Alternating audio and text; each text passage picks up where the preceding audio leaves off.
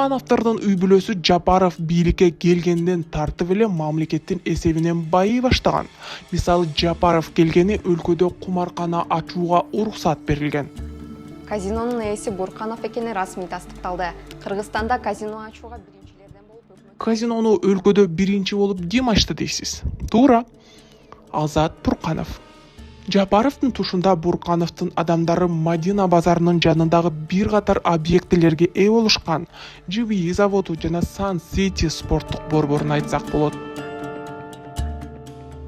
Ошондой эле Кара Балта курулуш материалдар заводу дагы ушуларга өткөн.